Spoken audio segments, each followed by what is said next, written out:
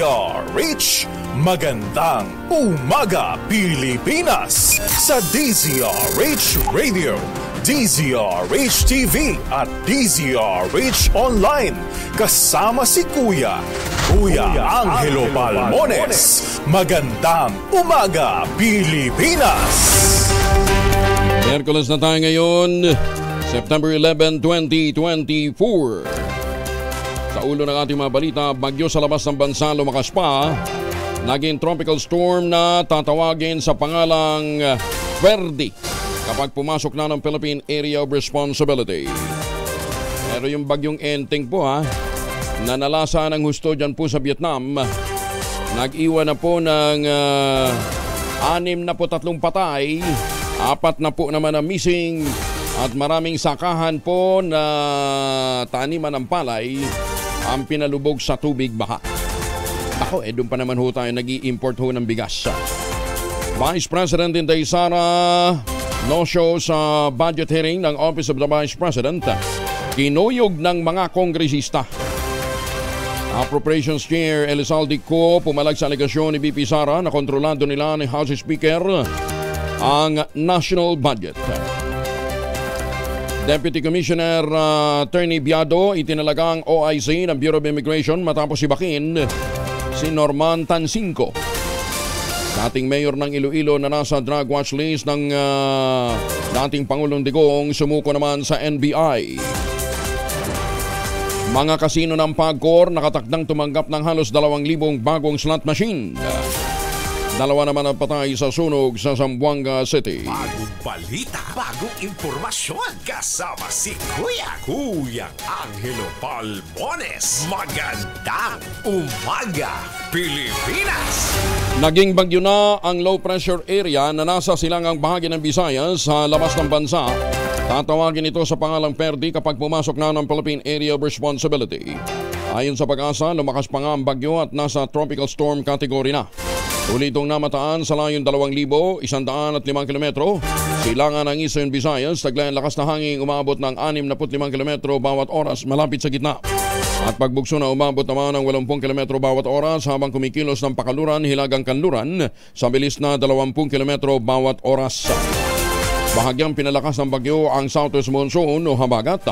Magpapaulan ito sa Southern Luzon, Visayas at ilang bahagi ng Mindanao kabilang ang Metro Manila.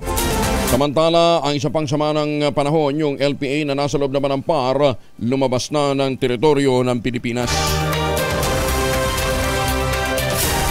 Isang sulat mula sa Office of the Vice President ang bumugad sa Kamara sa halip na si Vice President Inday Sara Duterte.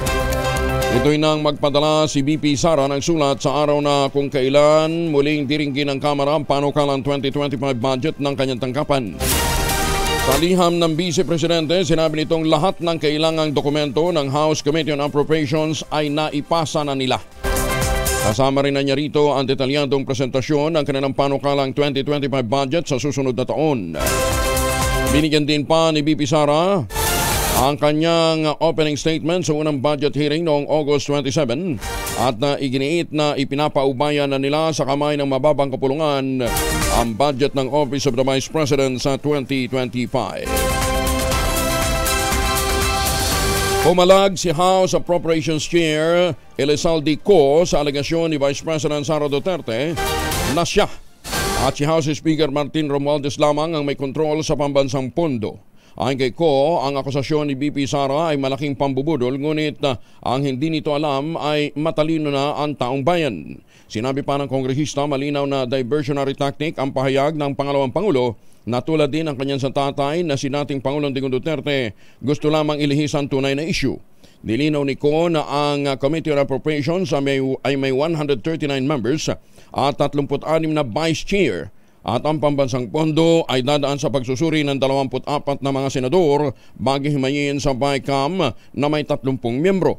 Samantala, hinamon ito si VP Sara na sagutin at ipaliwanag ang paggamit nito ng 125 million pesos na confidential fund na naubos sa loob ng 11 araw noong 2022 at ang nasabing halaga ay kabilang sa question ng COA dahilan kaya naglabas sila ng notice of disallowance.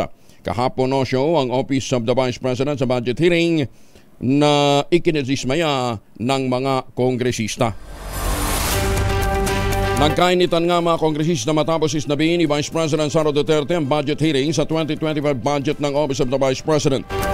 Ayon sa ilang mambabatas, insulto sa Kongreso ang ginawa ni BP sa hindi pagdalo sa pagdinig.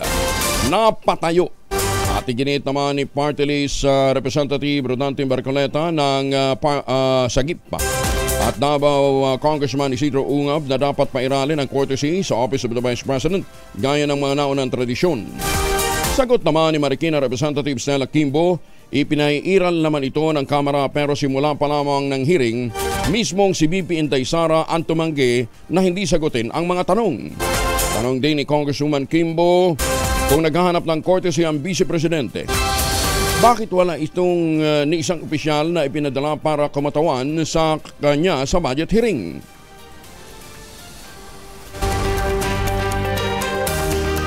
Narito ang sagutan ng mga kongresista. Saan po kayo nakakita ng gano'n? This did not happen anytime. Pang-labing pitong taon po na po ito. Alam niyo, Madam Stella, I was already here when the Vice President was Nolly Castro. When the Vice President was Binay. When Vice President... But you were also here in the last hearing. No motion was introduced. Yun na nga, kasi question na kaagad eh. Walang man lang... No, we can read the records. No, he did not introduce. So, nag-motion siya ngayon.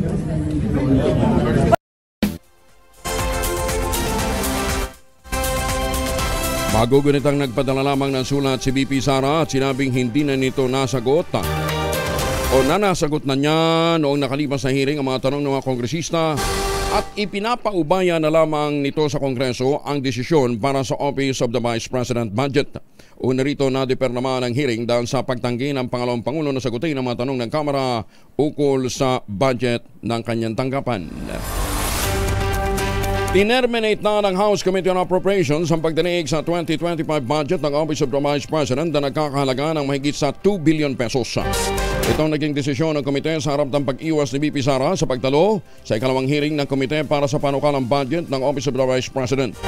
Sa manifestation ni Congressman Gil Bungalon, Vice Chair ng komite, sinabi nitong terminated na ang budget hearing.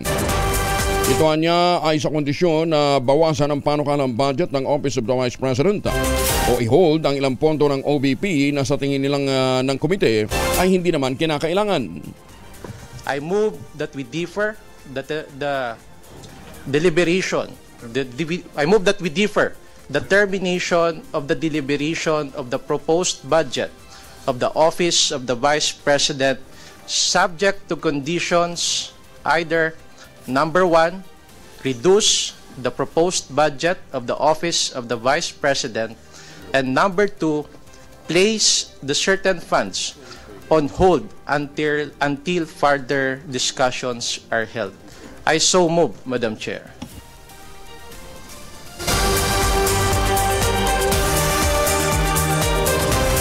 Kinukonsidera ni House Committee on Appropriations Chair at ako Bicol Party List Representative Elizaldo Co at iba pang mga kongresista na tapyasan ang panukalang pondo ng Office of the Vice President at ilipat na lamang ito sa iba pang mga social services.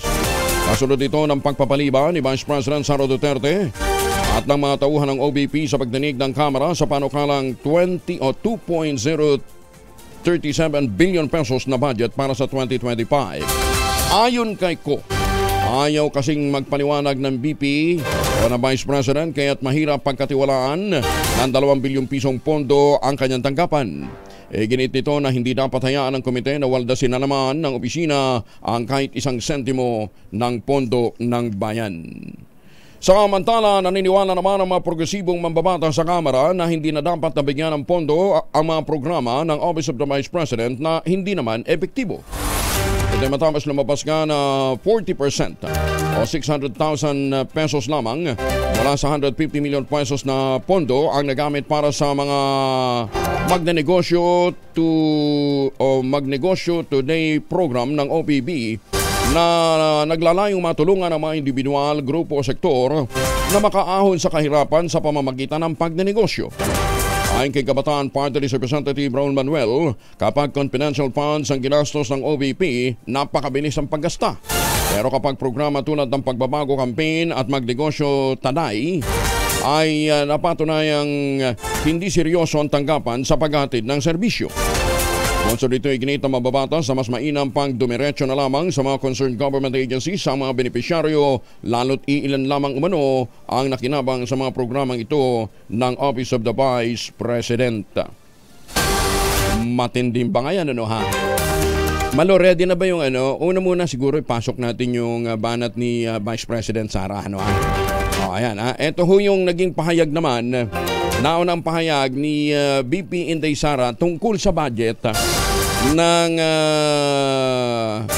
kung bakit 2 tao lamang ang naglalabas ng ang sinasabing may control sa pondo ng bayan. Nagulat ako, may humingi. Magkano ba ang amin dyan? Magkano ba ang amin dyan? So sinabi ko, hindi pwede ito. Kasi ang mangyayari nito, hindi magagawa ng Department of Education ang trabaho namin na mag-construct ng classroom ayon sa classroom backlog at sa prioritization base sa backlog at sa classroom construction. So sinabihan ko yung isang congressman, sabihan ninyo si Martin Romualdez na hindi pwede chap-chapin ang classroom construction na 5 billion. Kaya kung makikita ninyo sa budget proposal na approved ng Office of the President, 5 billion yon. Pero nung lumabas yung GAA o yung budget approved noong 2023, naging 15 billion siya. Dahil hindi nga ako pumayag na kunin yung 5 billion, dinagdagan nila ng 10 billion yung classroom construction.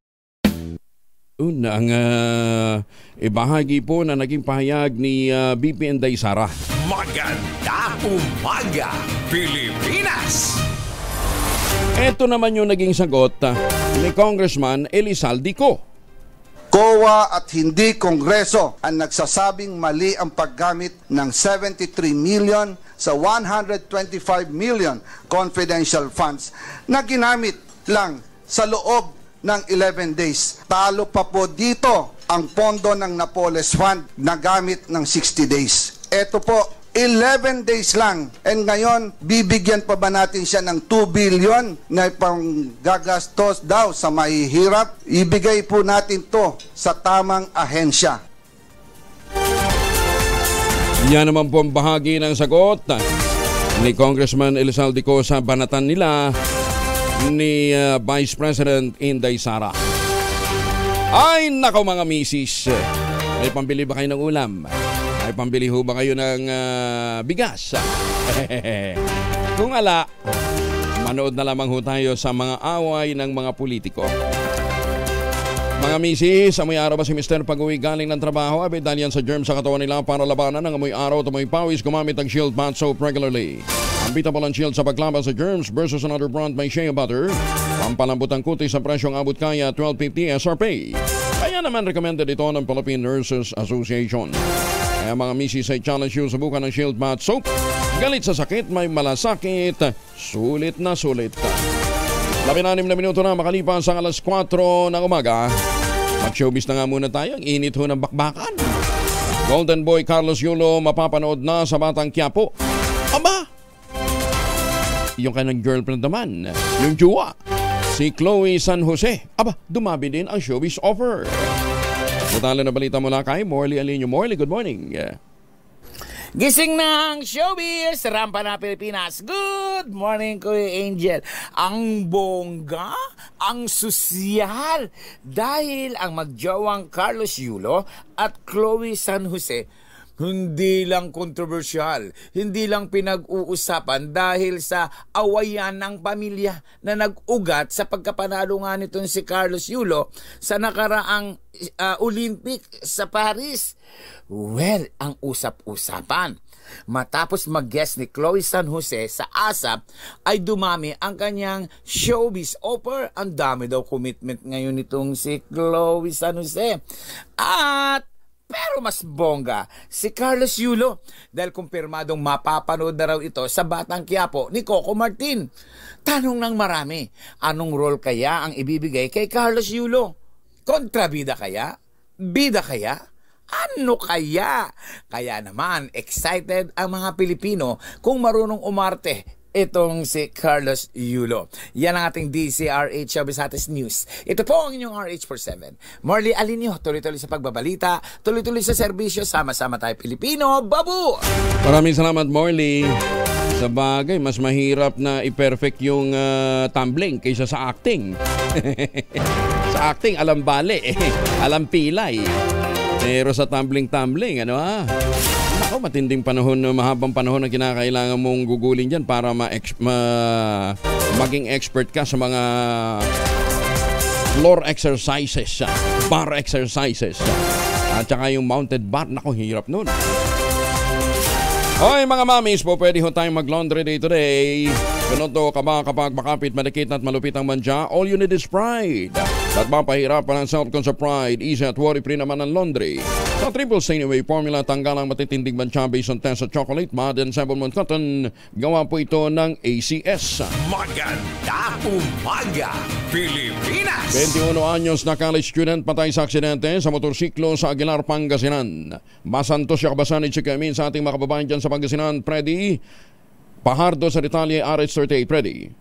Masantos siya nga rin idsi kayo amin. Nasawi ang 21 anyos na college student na kinilalang si Jasper David, residente ng barangay Niñoy Aguilar, matapos na sumalpok sa poste ng kuryente ang minamaneho niyang motorsiklo. Sa ulat ni Chief of Police Major Ryan Taminaya, naganap ang aksidente sa National Highway sa barangay Niñoy kahapon ng madaling araw kung saan galing umano sa inuman ang biktima ang si John Lee Garay, 18 anyos, residente na nasabing lugar, at papauwi na sila ng malus control sa manubila si David. Sanhi ng pagbangga nila sa poste ng kuryente at dahil sa kapwa wala silang suot na helmet, nagtamo sila ng sugat sa mukha at ulo na ikinasawi ni David. Inilipat naman sa Regional Medical Center sa Dagupan City si Garay na patuloy pang ginagamot ng mga doktor. Ito si Freddy Pardo, alis 30, nag-uulat para sa DZRH. Una sa Pilipinas, una sa Pilipinas. Maraming salamat, Freddy.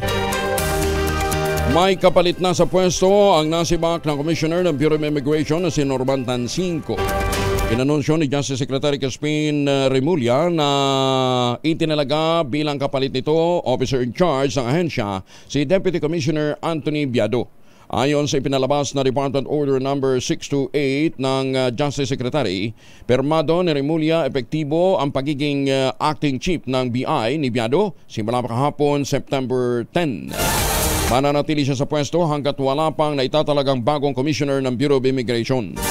Unang sinibak bilang hepe ng BI si Tancinco matapos mabigong ipaalam kaagad ang pagtakas ng dismiss Mambantarlac Mayor na si Alice Guo. Ngayong alam niya na wala na ito sa bansa. Bukod dito, sinabi rin ni Remulla na marami ding problema sa Bureau of Immigration na hindi na-aksyonan ni Tancinco, gaya ng pag-i-issue ng mga working visa sa mga fake companies. Sumurrender na sa National Bureau of Investigation ang dating Iloilo City Mayor na si Jed Mabilog. Ito kaugnay ng kinakaharap niyang kasong graft. Ayon sa NBI, lumapag ang eroplanong sinasakyan ni Mabilog sa NAIA Terminal 3 at agad na nagtungo ito para sumuko sa NBI-NCR sa International Airport Investigation Division.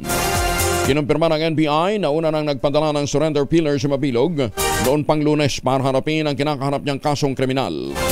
Una nang naglabas ng arrest warrants ang Lapu-Lapu City RTC o Regional Trial Court Branch 73, ganyan din ang Sandigan Bayan 3rd Division laban kay Mabilog dahil sa paglabag sa Code of Conduct and Ethical Standards for Public Officials at paglabag din sa Anti-Graft and Corrupt Practices Act. Patay ang 2 katao, kabilang ang isang journalist sa sunog sa siyam na kabahayan sa Zamboanga City. Ayon sa ulat na trap sa loob ng nasunog na boarding house sa barangay Tetuan, ang biktimang si Allen Abastillas, isang mamamahayag sa syudad, at ang kanyang bayaw na si Adolfo Vicente Jr. Batay sa investigasyon, nakalabas na ng nasusunog na bahay si Abastillas, ngunit bumalik para kumuha ng mahalagang kagamitan hanggang matrap na ito sa loob at nakita na lamang ang bangkay sa ikalawang palapag ng bahay. Doon sa mga nasawi, may 3 iba pang nasugatan sa sunog. Umabot ito ng 3 alarma habang tinatay naman na nasa 9.6 million pesos ang naging pinsala sa ari-arian. Halos 2,000 bagong state-of-the-art na mga slot machines ang ihatid naman ng PAGCOR sa mga Casino Filipino Gaming Venue sa kalagitnaan ng buwan bilang bahagi ng modernization program ng ahensya. Sa pagbubukas ng IAG Academy Summit sa Hilton, Manila, sinabi ni PAGCOR Chair at CEO Alejandro Tenco na ang paghahatid ng mga bagong slot machine ay magle-level up sa mga handog na laro ng mga sangay ng Casino Pilipino sa buong bansa. Sa hangaring pataasin ang foot traffic at palakasin ang kabuuan kita nito. Sa kanyang talumpati, sinabi ni Tenco na habang naghahanda sila para sa planong pagsasupribado ng PAGCOR Casino, nais nilang pataasin naman ang kanilang value sa pamamagitan ng pag-modernize sa gaming facilities at mga equipment sa paglalaro upang gawing mas attractive ito sa mga potential investor. Ay kay Tenco, umorder ang PAGCOR ng kabuuang 3,341 na mga bagong slot machine na katulad ng ginagamit ng mga nanungunang integrated resort casino sa bansa. Ang unang batch ay abot ng halos 2,000, inaasahang darating sa loob ng linggong ito. 24 na makalipas ang alas 4 ng umaga. 2 estudyante patay ng masagasaan ng tren sa Albay. Detalye ng balita mula kay Roel Saldico, RH18. Diyos marahing aga sa ating mga kababayan dyan po sa Bicol, Roel. Isang dalagita ang umano'y nasawi matapos itong masagasaan at makaladkad ng tren ng Philippine National Railway sa Barangay Inarado sa Daragalbay pasado alas 8 kagabi. Ayon sa ulat, nangyari ang insidente matapos bumili umano ito sa isang tindahan sa gilid ng railist ng tren kagabi. Posibleng umanong hindi napansin ito ang paparating na tren kung saan dito na ito nasagasaan at nakaladkad ng tren hanggang sa magkaputo-puto umano ang katawan ng biktima. Wala pang pinapalabas naman na pahayag ang pamunuan ng Philippine National Railways Bicol o kulaman sa nangyaring insidente. Mula dito sa Bicol, ito si RH18 Roel Saldico. Una sa Pilipinas, una sa Pilipino. Maganda umaga, Pilipinas! Mamalos Roel, si Michael Vincent mula sa Metroplus Hong Kong. Kasama na natin ngayon. Kuya Mike, good morning. Morning sa inyo, magandang umaga, Pilipinas. Thank you for joining us, Sir Mike. Meron ho kasing babala yung Philippine Consulate na meron daw pong loan shark dyan sa Hong Kong na nambibiktima ng mga Pilipino kapag sila ay nangungutang. Isasangla yung passport, ano ha? Ang lupit palang tumubo nito eh. Hindi dapat loan shark ang tawag dito. Loan whale. Malabalyen akong tumubo eh. Times 4 ang kanya, di ba? Tapos kahit bayad na daw, hindi pa rin sinasauli yung passport. Tukoy nyo ba kung sino itong walang yan to? Marami yan na Angel. Hindi lamang iisang tao yan. Marami ba? May mga iba nga dito na mismong kapwa nating OFW na suportado ng isang sindikato dito. Wow. Na umaabot na 200% ang kinikita bawat taon. So, na po ito? Open book na po ito. At ang pinakamasakit dito, recently, yun ang, kumbaga sabi-sabi, may mga iba na recently kasi may mga nagpakamatay po na kababayan po natin at usap-usapan, ito ang dahilan. Paano nagpakamatay? Nagbigti. Ang lupit ha. Naiuwi na yung bangkay dito naman sa Pilipinas. Nabalik na. Nauuwi naman po, no. Kadalasan po sa mga ganyang sitwasyon, ino-autopsiya muna, no. Dahil nga sa pangyayaring ganyan, sa mga sitwasyon po ng ganyan, pinag-uusapan na po namin yan dito sa ating programa. At may mga kumbagay social worker na po ang kung nangangailangan ng ating mga kababayan sa mga sitwasyong pinagdadaanan nila, lalong-lalo na pag-utang, talagang kailangan tutukan. Ito may nag-feedback agad from Hong Kong. Passport prenda daw talaga ang uso dyan, sabi ni May. Yan yung tinatawag nating, nag-uumpisa po yan, yung tinatawag nating peachy loan. Maliit lamang. Yung kumbaga, pangpatawid lamang. Okay. Dahil nga may kakulangan sa panahon ng tinatawag nilang na pangangailangan, let's say sabihin na natin, 1, 2, 3,000 Hong Kong dollars lamang. Pero nang dahil nga doon sa tinatawag na interest na ipinapataw doon sa hinihiram, minsan may meron pang, kumbaga parang saddle up na loan. Kunyari, 3 tayo. No? Ikaw, Angel, ako, tapos yung ating kasamang si Tita Kerry. Kunyari, si Tita Kerry nangangailangan. Ako yung middleman mo. So, sasabihin, Tita Kerry, kailangan ko lang 2,000. Sige, bigyan mo sa aking passport mo. Akong kukuha doon sa aking kaibigan. Kukunin ko yung passport, sasakyan ko yung 2,000 niya na hindi niya alam. Ganun? Kasi ako naman yung kasama niya. So, dadagdagan ko, let's say, ng 2,000 ulit yun, pupunta ako sa'yo. So, 4,000 na. Ang alam niya, 2,000 lang. Na 2,000 lang. Siyempre, siya, nagbabayad siya ng 2,000, equivalent doon sa inutang niya sa panahon na yun. Hindi niya alam na sinakyan ko pala siya doon sa sakay ko, dumoble na. So, Pinoy din ang nambibiktima. Ano ba naman yun? Pinoy din po ang nambibiktima sa ganyang sitwasyon. At ang matindi dyan, meron na pong isang grupo na nahuli niyan. Siguro roughly about 6 months to about a year ago. Ang ibang lahi po yung ng sumusuporta dyan. At ito rin yung mga grupo na kumbagay nagpapautang din dahil bridge loan dahil nga sa kakulangan sa sugal na tong-its. Sugal? Lulong din sa sugal? Opo. Ay, sus, may Ginoo. Alam mo, nakakalungkot na may mga ganitong problema yung ating mga bagong bayani kung tingnan nga natin. So, hindi dahil sa pangangailangan ng kanilang mga mahal sa buhay dito lang ang dahilan, kundi dahil pagkalulong din sa sugal. Saan naman sila nagsusugal? Yung pag-weekend? Daming lugar dyan. Panggitin na natin.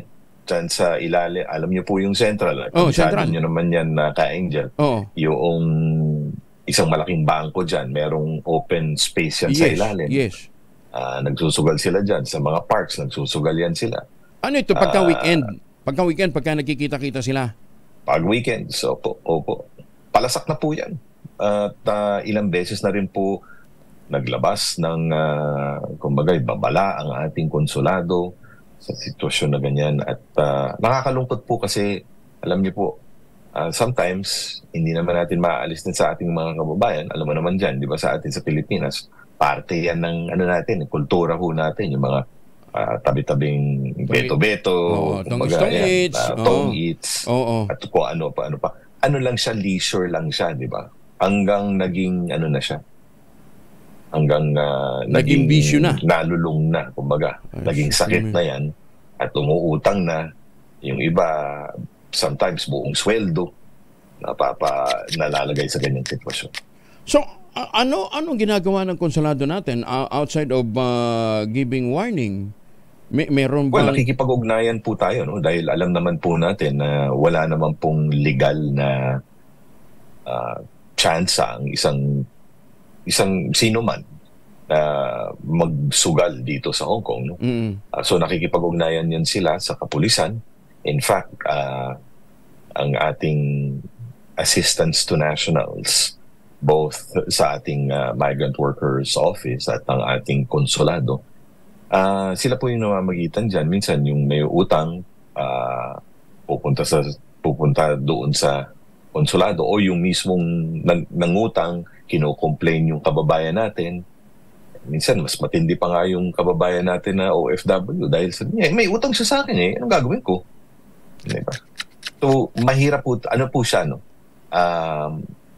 Mahirap mang bitawan ng salitang palasak na po yung sitwasyon na yan.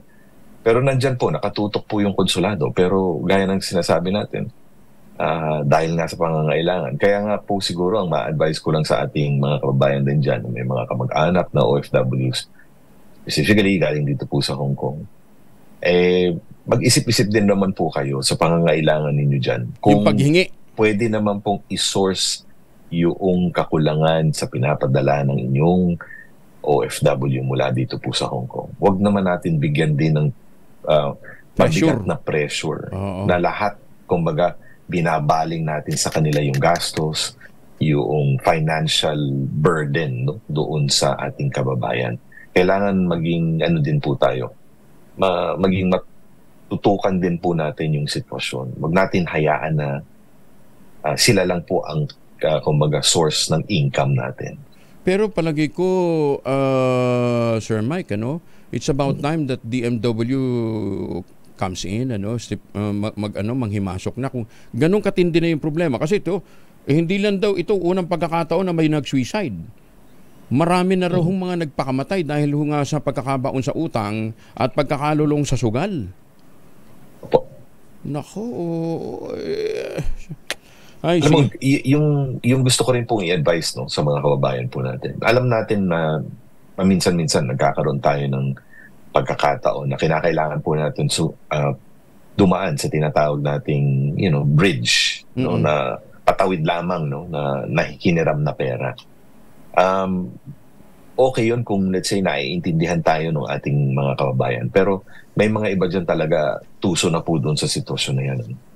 Ang aking nihikayat po sa ating mga kababayan, hindi po masamang umutang, dahil kung lalong-lalo na kung sa magandang paraan gagamitin yung pera. Ngunit ang aking suggestion is dumulog po kayo sa mga lehitimong mga pahiramang institutions or kumpanya. Dahil kung sakali man maipit po kayo, meron po kayong pagkakataon na maiayos nyo po yung, let's say, panahon na hindi ho kayo makakabayad. Pwede naman ayusin po yan. Pero sa mga taong individual na kung humiram po kayo, tapos ang interest ay umaabot ng 150 to 200% sa isang taon. Wow. Hindi ho natin masasalba po ang ating sarili. Tingnan mo na lang, Angel. Umabot ka sa mga 150 to 200% sa isang taon. Dadagdagan ka pa ng pamilya mong kailangan ng pera sa Pilipinas. Saan ka na? Wow. Tapos, yung bigat pa ng trabaho mo na pinagdadaanan mo araw-araw. Oo. Ilang libo ang Pinoy ngayon dyan, Sir Mike? Higit kumulang, umabot na po tayo ng 230,000 Filipinos. 230,000. Oo. Pero siguro naman minimal pa rin naman yung mga nasasangkot sa ganitong problema. O medyo may hindi ko naman sa ating nilalahat, pero gaya ng sinasabi natin, minsan dumadami. Sa pag desperado na po tayo, sa patalim po tayo kumakapitan. Marami pong mga institusyon, ating programa dito na tumutulong sa ating mga kababayan na maaari pong puntahan. Huwag ho nating ibaling ito na wakas na po ito, walang paraan na ayusin po ito. Ang sa akin, wag ho tayo, siyempre, wag tayong utang nang hindi natin kayang bayaran. Isa yun. At marami pong, nandyan po yung konsulado, nandyan po ang DMW upang tugunan po ang inyong pangangailangan, lalo na suporta mentally and emotionally. Wala pa namang nahuhuli dahil sa illegal gambling? Meron. Meron yan. May mangilan-ngilan yan. At magaling po ang kapulisan dito. Hindi ho kayo basta-bastang pupuntahan, i-raid. May po talaga sila. May surveillance po sila. Pinapainan po sila. At gaya ng lagi namin sinasabi, nire-remind din ng konsulado at ng DMW na nandyan po sila. May mga iba na may mga plain clothes na sasali pa di umano doon sa kumbaga aambag pa doon sa gambling sa sugal.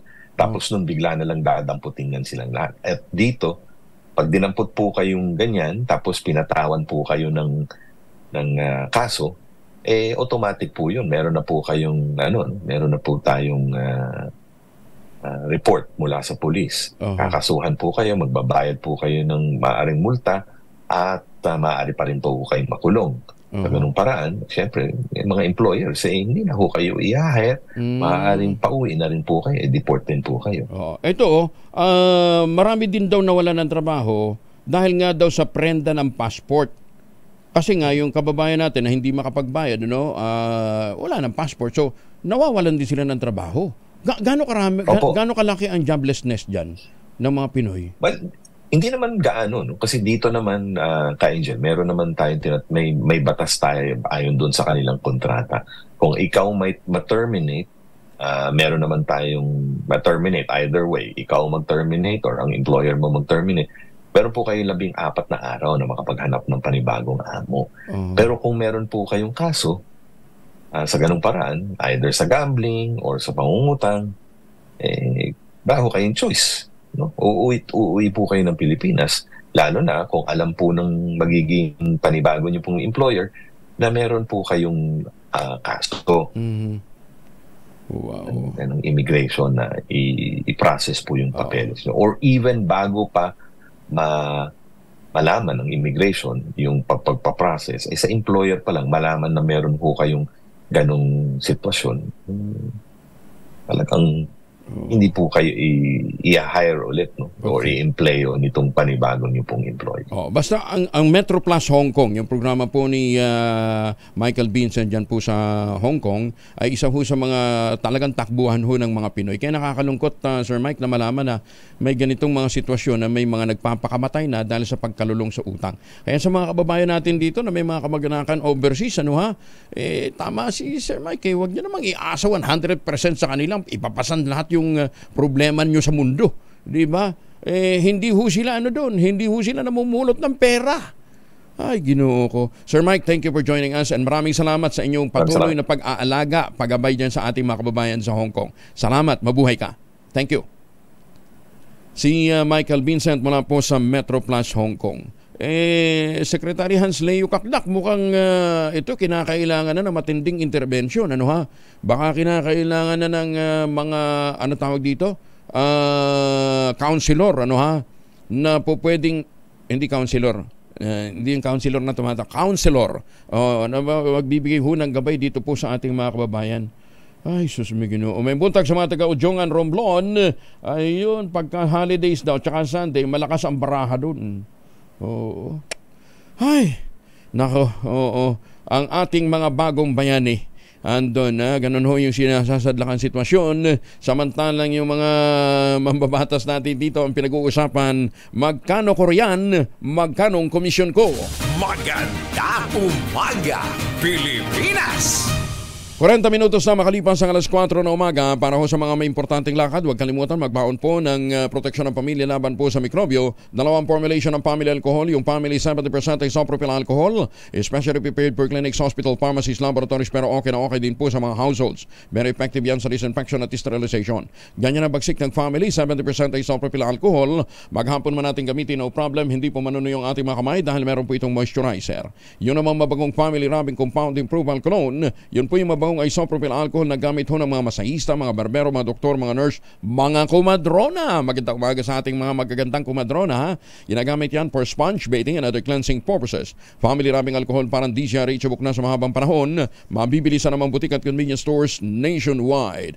Family rubbing alcohol, hindi lang pampamilya, pang sports pa. Maganda umaga, Pilipinas! Baguio City Police Office, binalaan ng publiko laban sa isang babae naman na nagpapakilalang police officer. Nangungutong lang pala ng pera. Detalye na balita mula kay Romy Gonzalez sa RH41 na imbag na bigat ka na kayo amin sa ating mga kababayan dyan po sa Baguio, sa Norte. Kaya daw ako dun sa Hong Kong kasi nagaduti Ilocano dito daw dami yung mga kabagyante dun sa Hong Kong. Na imbag na bigat kada kayo amin sa ating mga kababayan dyan po sa Norte.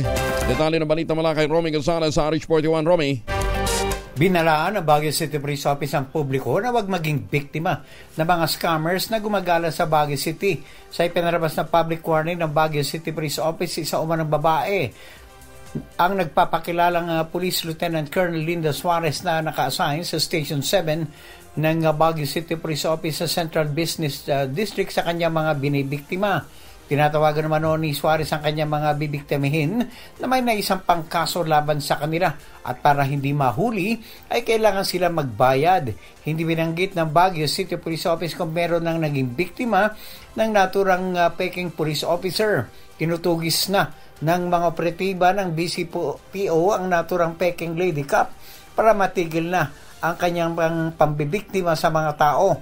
Kaugnay nito, nananawagan ang BCPO sa publiko na agad na ipabatid ang anumang matatanggap nilang mensahe o tawag mula sa individual na nagpapanggap na police officer at nangungutong ng pera sa kanila.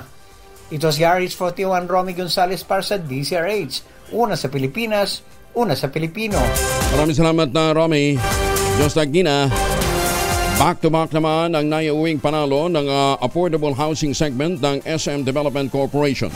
Ito matapos na itanghal ang kanilang Cheerful Homes 2 bilang Best Housing Development na Luzon, habang Best Affordable Economic Housing Development naman ang kanilang Sunbale 2. Ayon sa SMDC, patunay lamang ito ng kanilang dedikasyon na makapagbigay ng sustainable at high-quality homes para sa mga Pilipino. Tatagpuan ang Cheerful Homes 2 sa Mabalacat, Pampanga, malapit sa Clark International Airport, habang nasa sentro naman ng Santa Ignacia, Tarlac ang Sunbale 2. Tuloy ang isasagawang eleksyon sa Bangsamoro Autonomous Region in Muslim Mindanao o BARM sa susunod na taon. Ito naman ang tiniyak ni COMELEC Chair George Garcia sa kabila ng pagdedeklara ng Korte Suprema na hindi bahagi ng rehiyon ang lalawigan ng Sulu. Ayon kay Garcia, magkakaroon ng kinakailangan adjustment sa halalan pero walang plano ang COMELEC na ipagpaliban ang isasagawang unang parliamentary elections sa Bangsamoro Autonomous Region. Mababatid na tinutulan ng Sulu ang ratification ng Bangsamoro Organic Law. Dahil dito tanging ang mga lalawigan lamang ng Basilan, Lanao del Sur, Maguindanao at Tawi-Tawi ang mga lalawigang sakop ng Bangsamoro Autonomous Region. Deklarasyon ng Korte Suprema na hindi nga bahagi ng BARM ang Sulu Province, umani naman ang samot-saring reaksyon. Detalye ng balita mula kay Jun Di Makutak, RS19. Assalamualaikum, Jun. Alaikum assalam, Kayang Angel.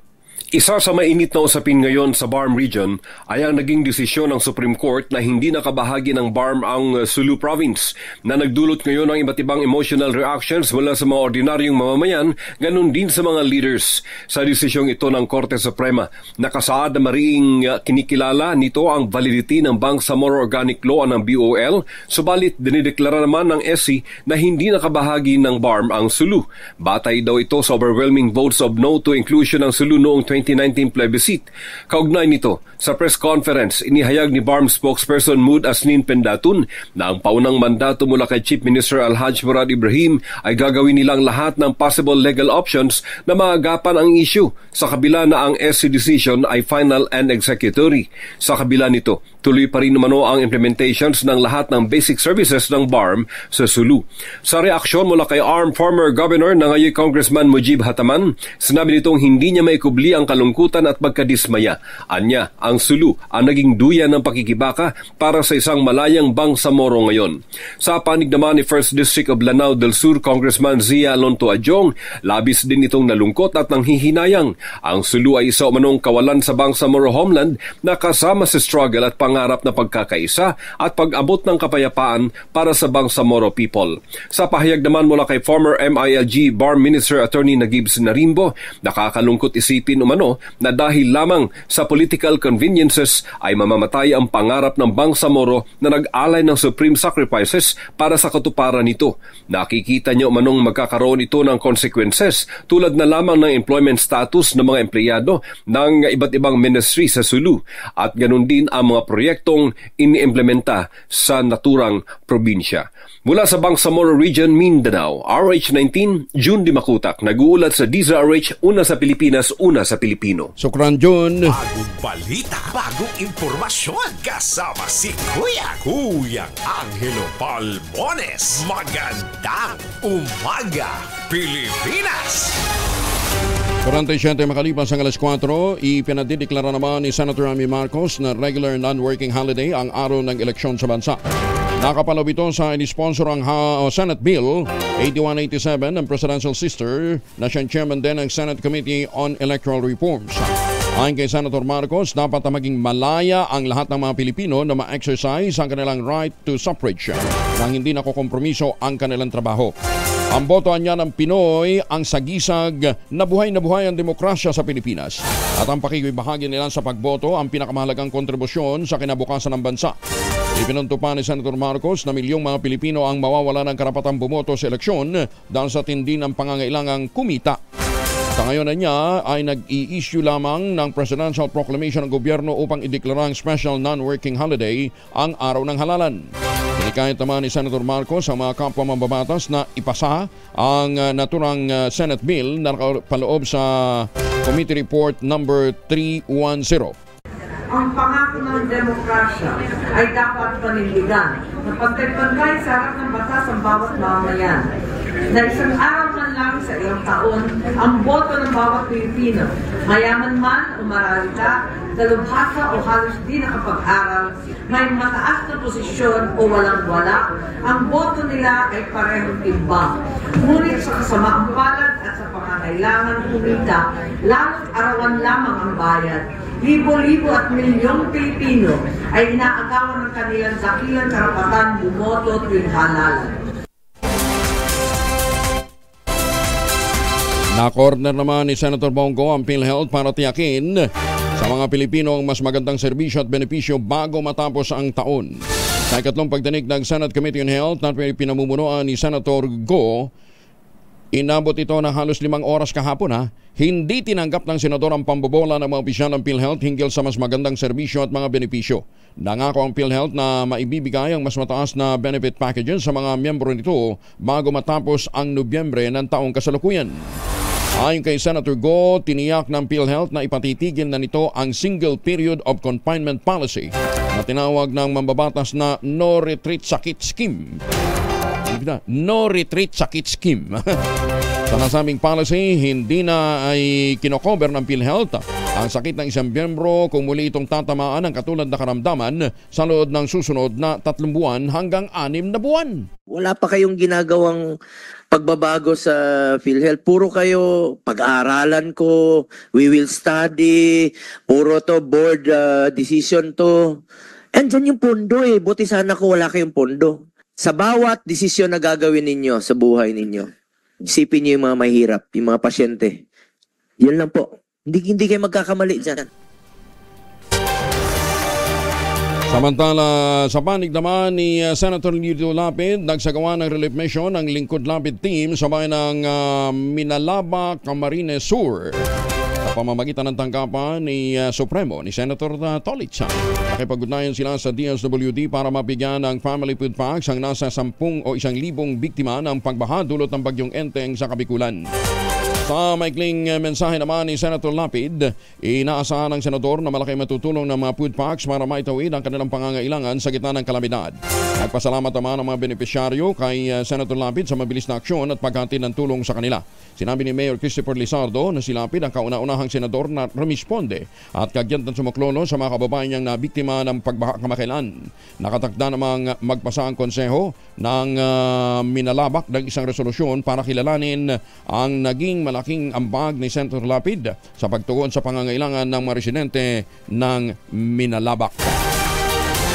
51 na makalipas ang alas 4 ng umaga. Ay, magandang umaga ho sa mga Pilipino dyan po sa Estados Unidos, sa lahat ng mga nakatutok ho sa atin. Good morning. Ganyan din sa mga nakatutok sa atin dyan sa Jeddah, Saudi Arabia. Ayan magandang umaga din po sa mga Pilipino sa Taipei, Taiwan at sa mga kababayan natin dyan sa Hong Kong. Ohayo gozaimasu sa mga kababayan natin na nakatutok naman sa Japan. Siyempre, huwag natin kalimutan yung ating Midnight Singers napatuloy pa rin ho sa kanilang practice. Sir Manny, pagaling ho kayo at huwag na ho kayo masyadong nag-aalala kay Ma'am Cora. Magandang umaga din po kay Sir Art, kay Ma'am Linda, sa poging si Junyang Bao at kay Ma'am sa kanyang magandang esposa na si Ma'am Loida Iyambao. Magandang umaga po sa inyo. At si Boss Roland Paulino pala, si Chairman Roland Paulino, nandiyan naman sa Canada. Parang nagtuturho ito ngayon sa Amerikano, ha? Magandang umaga po sa mga Pilipino dyan po sa Canada. Pero pakiusap naman ho natin sa ating mga kababayang nasa mga paglalakbay ngayon, balik ho ng Pilipinas. Pag uwi ho ninyo dito, wag na magbitbit ng imported na tsokolate. May tangerine chocolate, ha? Ang tangerine chocolate ay produkto po ng mga magniniyog ng mga magsasaka dyan po sa lalawigan ng Quezon.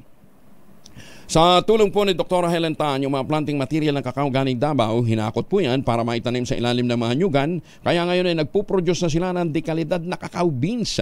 At yan po ay pinoprocess para maging tangerine chocolate. 100% gawang lokal, but taste and looks global. Ang tangerine chocolate ay available po sa 0919-095-5935. Hindi ko lang alam kung meron na ho nito sa mga grocery. No, ha? O dili care sa tangerinechocolate.ph. Nandyan din ho ninyo makikita yung mahigit 10 variants na ang ginamit ng mga raw material ay galing din po sa ani ng mga magsasaka.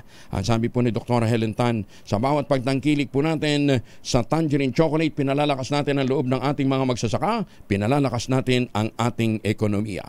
Tangerine chocolate, gawang lokal, but taste and looks global.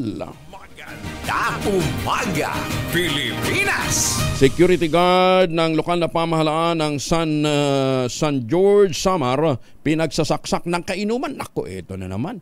Detalye na balita mula kay Jimmy Angay-Angay, RH32, maupay nga aga, Jimmy. Empleyado na local government unit sa San Jose, Samar, pinagsasaksak ginagamot sa ospital. Kinilala ng PNP ang biktima si alias Al, 43 anyos. May asawa, security guard ng LGU sa San Jose, residente ng Barangay Lingkoro, sa Ratorang Bayan. Nakilala naman ang suspect si Nonoy, 43 anyos, construction worker, kabarangay ng biktima. Nangyari ang insidente, alaw na 50 na madaling araw sa Ratorang Bayan. Sa investigasyon ng PNP, ang biktima at suspect ay bumisita sa isang burol, nag-inuman at nagkaroon ng mainit na pagtatalo at pinagsasaksak ang biktima at tinamaan, dalawa sa bahagi ng katawan. Kaya tinakbit sa hospital para malapatan ng kaukulang lunas. Agad naman aresto ang suspect. Mula dito sa DYV Lacson Radyo Tacloban, ito si RH32 Jimmy Angay-Angay para sa DZRH, una sa Pilipinas, una sa Pilipinas. Bagong balita, bagong impormasyon, kasama si Kuyang Angelo Palmones. Magandang umaga, Pilipinas! Sa lahat naman nagbe-birthday, happy birthday! Kasama na ang aming producer dito na si Ivan Asyado. Ha? Ivan, masarap ang siopaw asyado ngayon, ha? Hindi siopaw asyado, ha? Happy birthday, Ivan!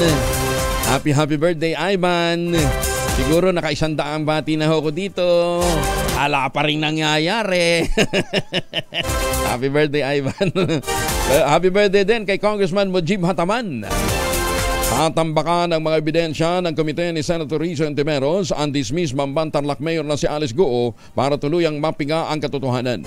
Ito ang sinabi sa DCRH at radyo natin ni Senator Risa kaugnay ng pagkakasangkot ni Goo sa illegal na Pogo Hub operation sa bansa, pati na ang tunay nitong pagkakakilanlan.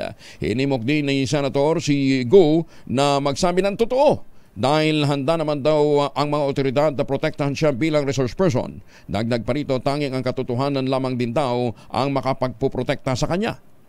Patuloy lang namin siya tatambakan lakay ng mga ebidensyang kahit halos parang kailangan namin siyang bunutan ng ngipin, ay mga ebidensyang nakakalap din namin, bunga ng mga pira-pirasong sagot niya sa amin. At nagko-cross-reference kasi kami sa mga resource persons. Magandang umaga sa mga taga San Fernando, Pampanga, the home of giant lanterns. Magandang umaga din po sa mga taga Iloilo, sa mga Koturan Tada, halong kamo. At syempre sa mga taga Tarlac. Hindi binigyan ng mga senador ang hirit ng dismiss Mambantarlac Mayor na si Alice Goo na sumalang sa closed-door executive session sa kabila ng sinasabi nitong banta sa kanyang buhay. Ayon kay Senate Pro Tempore Jingo Estrada, may karapatan ng publiko na malaman kung ano ang kaugnayan ni Goo sa mga nangyayaring krimen sa bansa. Sinabi pa nito na mahirap na isalang sa isang closed-door session ang nasibak na alkalde kung itutuloy ang pagsisinungaling sa kanila. Ginit Estrada, posibleng mabigyan ng executive session kung magbibigay lamang si Goo ng konkretong ebidensya ebidensya na meron ngang banta sa kanyang buhay. Sinigundahan naman ni Senator Ontiveros, ang chair ng Komite on Women and Children, ang sinabi ni Jinggoy na hindi siya makumbinse na may banta nga sa buhay ni Guo gayong nagawa nga nitong makalamas ng bansa. Pinimok naman ni Senator Bongo si dating Bambantarlac Mayor Alice Guo na magsabi ng totoo kung gusto nitong makakuha ng respeto mula sa Senado. Sinabi ni Senator Guo, maraming nadadamay na personalidad kay Guo sa pagtakas nito at pagkakasangkot sa illegal na pogo operation sa bansa. Sinabi pa ng mababatas na maging ang dating Pangulong Digong Duterte ay nadadamay na rin sa conspiracy theory na dulot ng pagiging evasive o pag-iwas ng dating alkalde sa mga tanong ng mga senador. Sa kabila ng mga naglalabasang fake news sa social media, sinabi ni Senator Bongo na wala namang binabanggit na naman si Guo na nag-uugnay sa Duterte administration sa illegal na pogo. Marami na pong nadadamay na mga inosente, pati po si former President Duterte ay kinokonekta sa iyo. Ayoko na sana bigyan ng panahon ang mga chismis. Kung rerespetuhin ka pa dito, huwag kang maging evasive. Sabihin mo lang yung totoo. Huwag kang tumakas, huwag kang magsinungaling. Hinalawig muli ng Commission on Elections ang pagsasumite ng counter-affidavit ng nasibak na alkalde ng Bamban na si Alice Guo. Itong kinumpirma sa DZRH at radyo natin ni Comelec Chair George Garcia kaugnay ng kasong misrepresentation na isinamite ni Guo sa Certificate of Candidacy noong 2022 elections.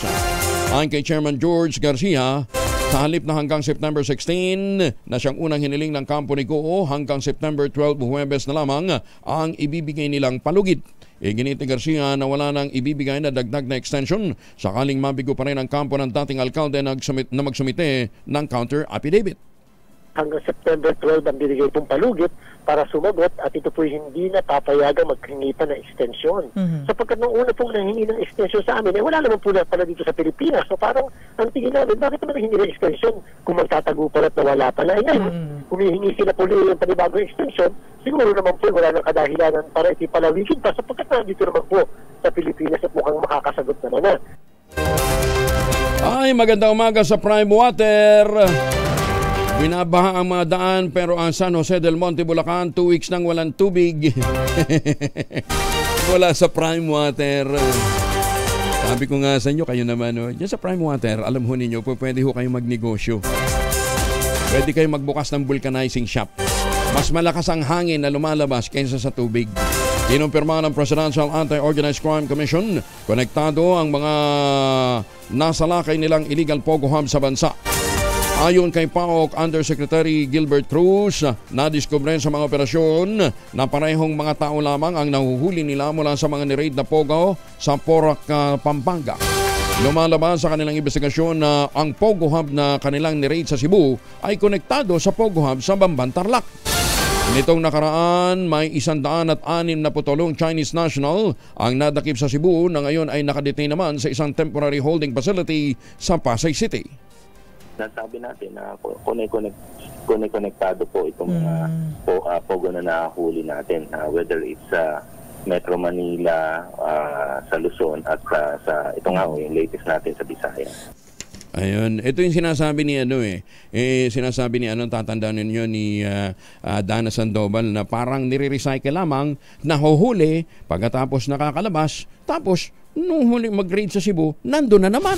Magandang umaga, Pilipinas! Ay, nako, kaya dapat matingnan ho ito ng masinsinan na. Ayan na. Oras na para tayo mag-ultamayo, ha? Ang ultamayo po ay postbiotic with Lactococcus lactis strain plasma. Galing po ito sa Japan. Inaral po ito sa isang mahabang clinical trial dyan po sa Japan. Ang bawat kapsula pala ng ultamayo ay nagtataglay ng 50 billion cells ng Lactococcus lactis strain plasma. Kaya naman pagpasok ko nito sa ating katawan ng postbiotic, itinataboy nito yung mga toxins dahil ina-activate ito ang commander ng ating immune system, yung plasmacytoid dendritic cell. Ayan na. Ang ultamayo po ay nakatutulong para ma-achieve natin ang magandang tulog. Siyempre, pagka magandang tulog, nagkakaroon tayo ng panibagong lakas sa kinabukasan. in the mood tayo para harapin ang mga panibagong hamon ng buhay. Ayan, ha? At the same time, lumalakas nga po ang ating immune system dahil na itatabo yung mga toxins sa ating katawan habang tayo po ay natutulog. Available po yan sa Lazada at Shopee. Siguraduhin lamang na galing po sa Tioxis Health Ventures. Ngayon, kung may mga katanungan pa ho kayo, may mga concerns pa ho kayo kung ano pang mga benepisyo ng Ultabio, mag-text lamang sa 0917-110-6580. Ayan, ha? Available din po ito sa lahat ng mga branches ng Mercury Drug, Amesco Drug, Pasmed Pharmacy, John's Pharmacy at Curomed. Pero huwag kalimutan, ang mahalagang paalala, ang Ultabio ay hindi dapat gamiting panggamot dahil hindi po ito gamot na panglunas sa anumang uri ng sakit. Maganda umaga, Pilipinas! Dalawang magsasaka, namatay. Habang 7 naman ang sugatan matapos tamaan ng kidlat. Detalye na balita mula kay Jun Soter mula sa Action Roundabout. Jun, may butag. Mayong buntag usab, Kuyang Angel.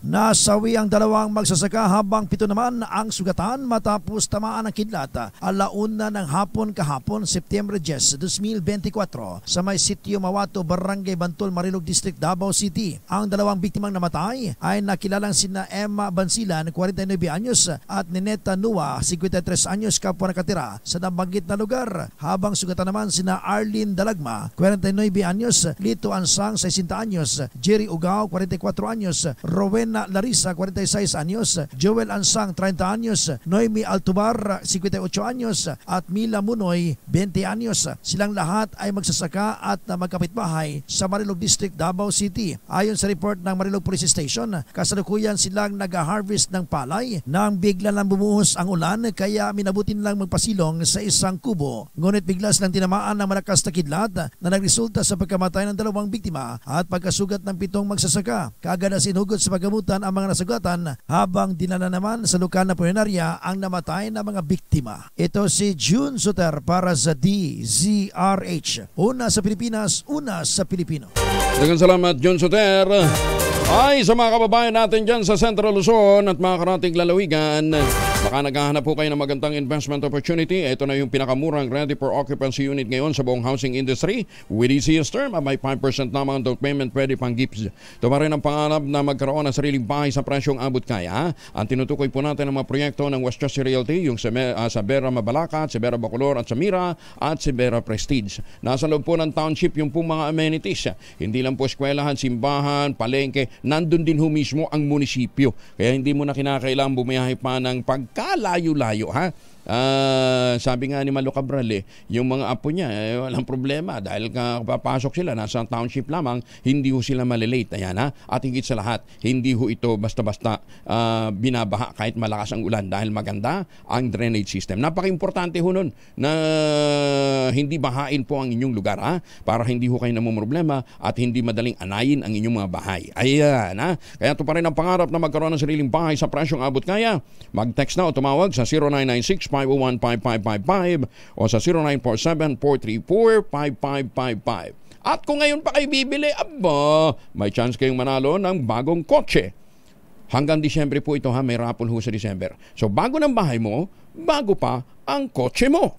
Ganda umaga, Pilipinas! 5:05 ang oras sa buong Kapuluan, Het Del Moro. Kauna-unahan sa Pilipinas. NBC Manila Broadcasting Company. DZRH, a proud member of MBC Media Group.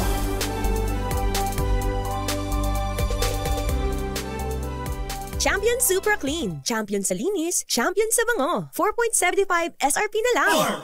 This time check is brought to you by ACS Manufacturing Corporation, ISO certified, maker of world-class quality Pride detergent. Champion Super Clean, Champion sa linis, Champion sa bango. 4.75 SRP na lang. Number 1 ACS. Bagong balita, bagong impormasyon. Kasama si Kuyang Angelo Palmones. Magandang umaga, Pilipinas! Itong minuto na makalipas ang alas 5 na umaga. Si Kaobet Badrina ng Pag-asa kasama na natin. Kaobet, good morning. Magandang umaga po, Sir Angel. Magandang umaga sa lahat ng mga tagapakinig natin. So, naging isang tropical storm na yung binabantay ating bagyo sa labas ng Philippine Area of Responsibility. May international name po ito na Bibingka. So, kung sakali po ito ay papasok ng PAR, ang magiging pangalan niya po ay Ferdy. Base naman sa ating latest na data ngayong araw, malaking tsansa ng mga pag-ulan sa Eastern Visayas, Caraga, Sorsogon at Masbate. Dulot ito ng trough extension itong bagyong si Bibingka na nasa labas pa nga ng PAR, habang generally fair weather naman sa ibang bahagi ng ating bansa. Pero inaasahan po natin, Sir Angel, na starting today, dahil nga kumikilos po pahilagang kanluran ang bagyong si Bibingka, marito mapalakas yung habag. So starting mamayang gabi po hanggang bukas ay magkakaroon na rin ng mga pag-ulan sa malaking bahagi ng Kabisayaan, gayon din sa may bahagi po ng Southern Luzon. So inaasahan nga natin na posibleng pumasok ito ng PAR araw ng Biyernes o Sabado. Pero may posibilidad din, Sir Angel, kasi base sa latest track na inilabas natin kahapon ay kagabi ng alas 11, ay halos dadaplis lang ito sa northeastern boundary ng PAR. So may chance pa rin kung ito ay kikilos ng medyo palayo sa ating bansa, pwede rin itong hindi pumasok ng PAR. Gayon pa man, whether pumasok or hindi, palalakasin nga niya yung habagat. So hanggang weekend, possible po na maulap ang kalangitan sa malaking bahagi ng Visayas, Southern Luzon. Maaari ding umabot hanggang dito sa Metro Manila dulot ng hanging habagat pati sa may Central Luzon. Sa iba pang bahagi nating bansa, mga isolated rain showers and thunderstorms naman po yung mararanasan. Wala tayong nakataas sa gale warning pa rin as of now, Sir Angel. Kaligtas naman pumalaot ang mga sakyang pandagat at maliliit na mga bangka sa mga baybayin ng ating bansa. Sir Angel? Salamat, Kaobet. Magbaon ng vitamin C, ha, dahil malapit-lapit na naman yung puyatan, ha? Wala na namang uwian. Thank you, Kaobet. Maraming salamat. Si Kaobet Madrina mula po sa Pag-asa. Naku, makapal-kapal ho yung cloud cluster na papasok ho sa ating bansa. Magandang umaga, Pilipinas! At para ho sa proteksyon ng pamilya laban sa mikrobyo, laging magmaon ng family alcohol. Dalawang formulation ng family alcohol na pwede nating pagpilian. Yung family 70% isopropyl alcohol, specially prepared for clinics, hospital, pharmacies, laboratories, pero okay na okay din po yan sa mga households. Very effective sa disinfection at sterilization. Ganyan po ang bagsik ng family 70% isopropyl alcohol. Maghapon man natin gamitin, no problem. Hindi po manunoy ang ating mga kamay dahil meron po itong moisturizer. Yun namang mabangong family rubbing compound improvement cologne. Ayun po yung mabangong isopropyl alcohol na gamit ho ng mga masahista, mga barbero, mga doktor, mga nurse, mga kumadrona. Magandang umaga sa ating mga kumadrona, ha? Ginagamit yan for sponge bathing and other cleansing purposes. Family rubbing alcohol parang DZRH, buk na sa mahabang panahon. Mabibili sa namang butik at convenience stores nationwide. Family rubbing alcohol, hindi lang pampamilya, pang sports pa. 150 wanted person sa Central Luzon sa kote sa loob lamang ng isang linggong PNP operations. Detalye na balita mula kay Danny Comilang, RH37 Danny.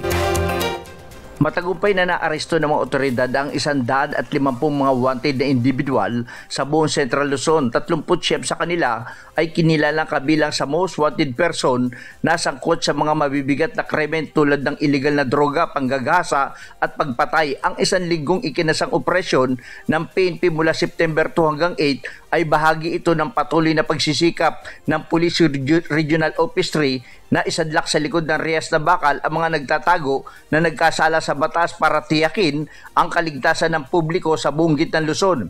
Pinuri ni Police Brigadier General Jose Dalgo Jr. ang lahat ng kapulisan sa gitnang Luzon dahil sa dedikasyon at tiyaga na tugisin at arestuin ang mga wanted sa batas at pakikipagtulungan na rin ito ng mga mamamayan. Dani Kumilang, RH37, DZRH, una sa Pilipinas, una sa Pilipino. Maraming salamat, Dani. May paabak kay kayungan sa ating mga kababayan dyan po naman sa Pampanga. Reimbursement ng mga na-upload ng mga pasahero sa aeroplano dapat na madaliin ng Bureau of Immigration. Detalye na balita mula kay Raymond Adpaas, RH28. Raymond. Pinamamadali ni Senate President Francis Chis Escudero sa bagong talagang Commissioner ng Bureau of Immigration o BI na si Attorney Joel Anthony Viado ang reimbursement sa gastos ng mga pasahero sa mga aeroplano na na-offload dahil sa mahabang pagtatanong ng mga tao ng BI.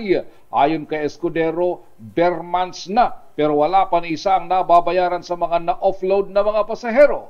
napakabilis umanong mag-offload ng mga taga-BI, ngunit napakabagal naman nilang magbayad. Si Escudero ang nagpalagay sa special provision ng 2024 General Appropriations Act na dapat ma-reimburse sa mga pasahero ng mga eroplano na maiwanan sa biyahe dahil sa interogasyon ng mga taga-BI na kanyang tinawag na mga Panginoon sa gate ng airport.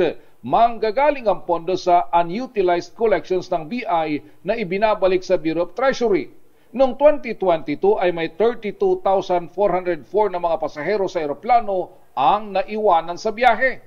472 lamang sa mga ito ang napatunayang biktima ng human trafficking o illegal recruitment. Karamihan sa mga naiwan sa biyahe, lalo ng mga overseas Filipino workers o OFWs, ay kailangang gumastos ng karagdagan para sa rebooking, hotel at pagkain. Para kay Escudero, ay dapat mas maalwan ang biyahe ng ating mga kababayan, lalo na kung kompleto naman ang mga ito ng mga papeles pagdating sa airport. Ito si RH28 Raymond Advaz para sa DZRH, una sa Pilipinas, una sa Pilipino. Maraming salamat, Raymond.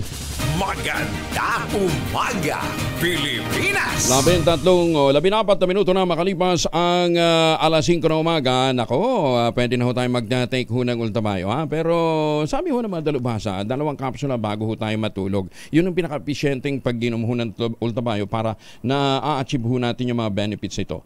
Ang ultamayo po, ang ay postbiotic with Lactococcus lactis-strain plasma na sumailalim po sa mahabang clinical trial dyan po sa Japan. Hindi po kwentong kutsero. Ang bawat kapsula po ng ultamayo ay nagtataglay ng 50 billion cells ng Lactococcus lactis-strain plasma na napatunayang epektibo sa pag-activate ng ating commander ng immune system, yung plasmacytoid dendritic cell. At yan po ang dahilan kung bakit na itataboy po ang mga toksin sa ating katawan habang tayo po ay natutulog. Yan po yung mga benepisyo natin sa ultamayo. Bukod pa sa tumutulong ho ito para ma-achieve natin ang magandang tulog. Siyempre, pagka magandang tulog mo, maganda rin ang gising mo kinabukasan at meron kang sapat na lakas para humarap sa panibagong bukas. Yan, ha? At available po yan sa Lazada at Shopee. Siguraduhin lamang na galing po sa Teoxys Health Ventures. Ang ultamayo din po ay available sa Mercury Drug, Amesco Drug, Pasmed Pharmacy, John's Pharmacy at Curamed. Kung meron pa ho kayong mga katanungan, mag-text naman po sa 0917-110-6580. Ayan, ha? At ang mahalagang paalala, ang ultamayo ay hindi gamot at hindi dapat gamitin panggamot sa anumang uri ng sakit. Magandang umaga kay Mayor Hani Lacuna, ha, ng Maynila na gusto na rin sumubok ng ultamayo. Magandang umaga, Pilipinas! Ito muna ho ating mahiwagang tunog. Mahiwagang tunog.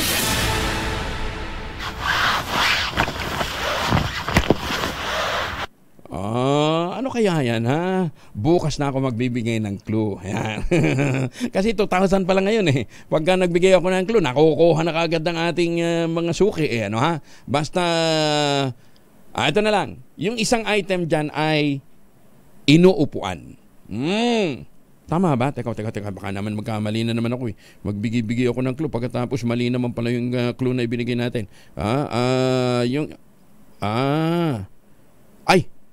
Inuupuan.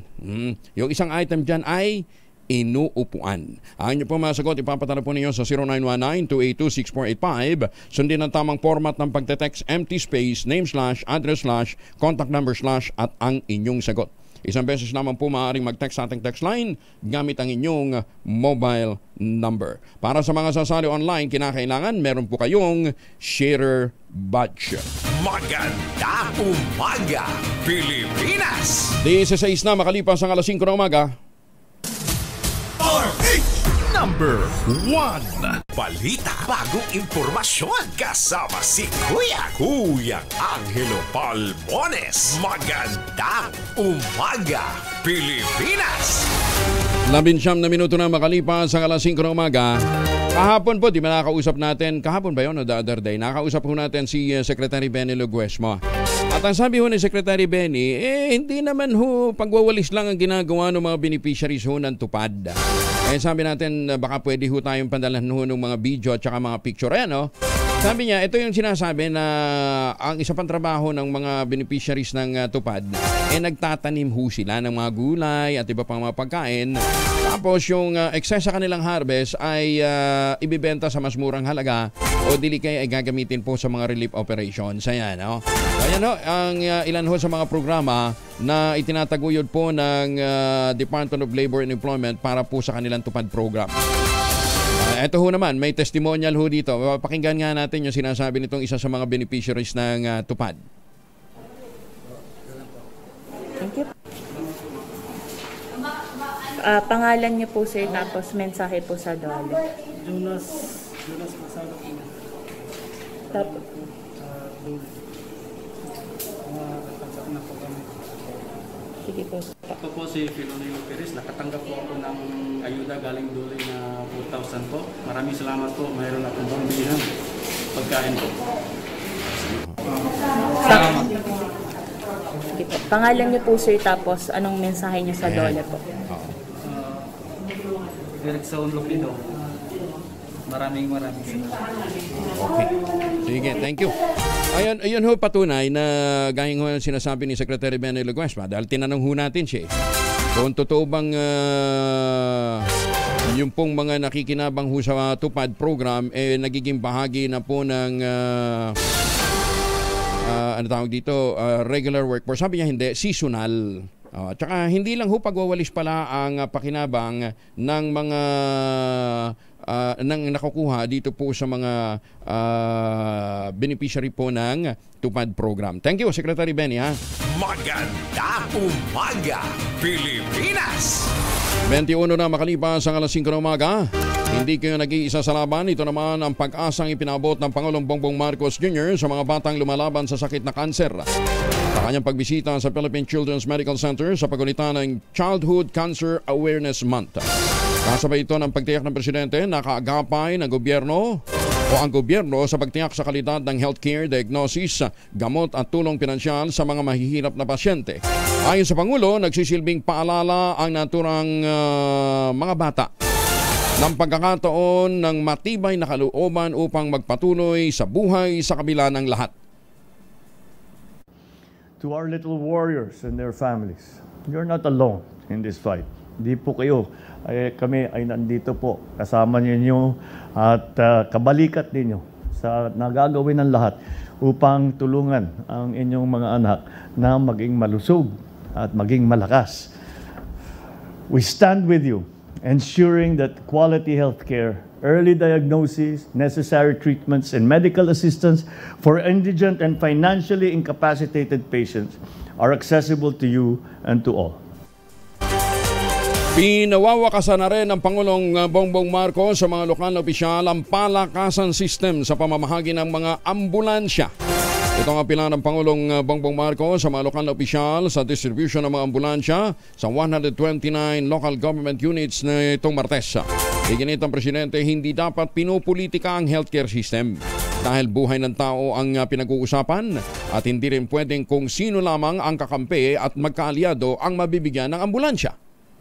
It is a true service to the people. It is removed from political color. It is removed from all of these political forces, which unfortunately we all know was the way it was conducted before.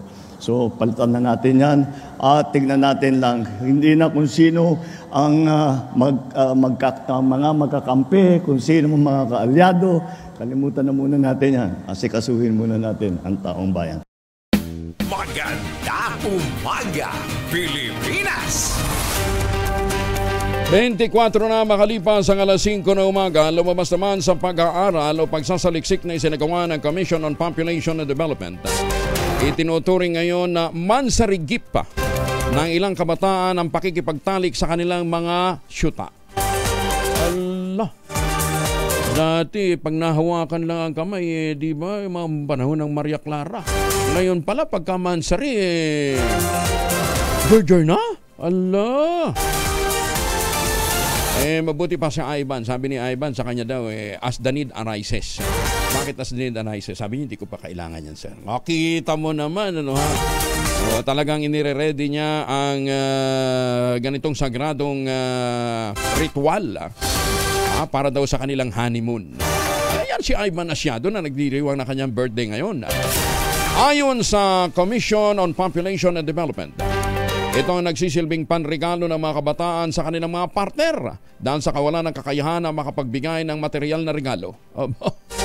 Bunsod nito, nananawagan ang acting CPD Knowledge Management and Communications Division Chief na si Maylene Mirasol Kiray na bantayan ng mga magulang o bigyan ng gabay ng mga magulang maging bukas sa kanilang mga anak pagdating sa sex education. Iginit ni Kiray na dapat agarang maituro sa mga ito ang pagkakaiba ng good at bad touch upang hindi maabuso ang kanilang mga anak. Ay, nako, sa mga magulang ho, pakihirentahan ho yung ating mga chikiting, ano ha. Lalong-lalo na po ang mga yung mga kababaihan. Siyempre, dapat bantayan din ho nyo yung mga teenager, yung mga anak ng mga lalaki. Dahil nabibiktima ho din ho sila kadalasan ng mga nag-aalok ng kung ano-anong pang-load, pang-bisyo, para ho sa quick sex. Nako, usong-uso pa naman ngayon ang monkeypox. At isa ho sa mode of transmission ng monkeypox ngayon na nauuso ay MSM. Men having sex with men. Maganda umaga, Pilipinas! 26 na makalipas ang alas 5 ng umaga sa lahat ng ating mga kababayang pauwi ng Pilipinas. Pinakamaganda ho siguro huwag na ho tayong bumili ng imported na tsokolate para mapalakas din ho natin ang ating lokal na anemia. Nandiyan po ang Tangerine Chocolate. Available po sa 0919-095-5935. Ulitin natin ha, 0919-095-5935. Ang Tangerine Chocolate po ay brand ng mga magniniyog dyan po sa lalawigan ng Quezon. Sa tulungan po ni Dr. Helen Tan, yung po mga planting material ng kakao galing Davao, hinakot po yan para maitanim dyan po sa lalawigan ng Quezon. At eventually, nagpo-produce na nga ho sila ngayon ng sarili nilang brand ng tsokolate. Yan po ang Tangerine Chocolate ay gawang lokal but taste and looks global dahil yan po itinulungan ng DOST at ng Department of Trade and Industry. Ayan, kaya pag kayo ho'y tumangkilik sa Tangerine Chocolate, pinalalakas natin ang loob ng ating mga magsasaka, pinalalakas natin ang ating lokal na ekonomiya. Sabi nga ni Dr. Helen Tan, sino bang magmamalasakit sa Pilipino kundi ang kapwa Pilipino? May mahigit 10 variants po ang Tangerine Chocolate. I-check po ninyo sa tangerinechocolate.ph at ang mga raw materials po niyan ay galing din po sa ani ng ating mga magsasaka. Sumipa naman sa 3.58%. 3.58%. Itong Hulyo ang bad loans ng mga bangko o mga non-performing loan. Katapos ito ng 508.12 trillion pesos mula sa 12.82 trillion pesos sa kaparehas na petsa noong 2023. Sa tala ng Bangko Sentral ng Pilipinas, ito na ang pinakamataas na naitalang bad loan sa loob ng 2 taon. Naniniwala naman ang Union Bank Chief Economist na si Ruben Carlo Asuncion, ang pagtaas ng non-performing loan ay dahil sa restrictive monetary environment na sa gitna ng rate hike ng Bangko Sentral mula 2022 hanggang nitong Oktubre ng 2023. Basta't pagka mangungutang ho kayo, dapat marunong ho kayong magbayad. Ay iba ho kasi pagka nangungutang, lipay-lipay, pagbayad, likay-likay. Alalahanin ninyo, pag nangutang kayo minsan, hindi kayo nagbayad, hindi na ho kayo makakaulit pa. Itinalaga ng Pangulong Bongbong Marcos Jr. bilang bagong pinuno ng Basis Conversion Development Authority o BCDA, si Retired General Thompson Lanchon. Pinalitan ni Lanchon si nating BCDA Chair, Retired General Delpin Lorenzana. Sa kanyang pahayag, sinabi ni Lorenzana na bumaba siya sa pwesto para tumutok sa kanyang pribadong buhay. Yan man, nangako pa rin itong tutulong sa pamahalaan sa anumang paraan na kaya niya, kasabay ng pagpapasalamat sa Pangulo sa tiwala at kumpiyansang ipinagkaloob nito sa kanya. Samantalang bagong talagang BCDA Chief na si Lanchon ay tumatayong National Secretary General naman ng Partido Federal ng Pilipinas at dati rin nagsilbi bilang chair ng Land Transportation Office sa panahon ng Administrasyong Arroyo.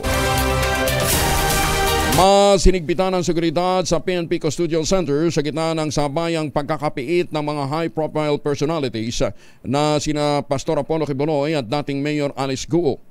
Isinara ang Lieutenant Alagar Street at isa pang kalye patungo sa direksyon ng PNP Custodial Center. Kitang-kita ang mga harang at no entry sign sa bukana ng naturang kalsada.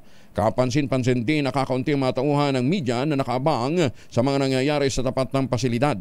Pero ayon kay PNP spokesperson Colonel Jean Pajardo, kinukonsidera nilang higpitan ang seguridad sa Custodial Center.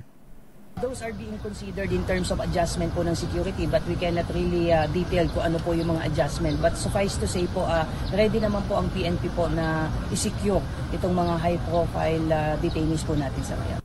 Pinaplansya na ng Philippine National Police at ng Department of Justice ang gagawing hakbang sa sabayang arraignment ng mga kasong kinakaharap ni Pastor Apollo Quiboloy.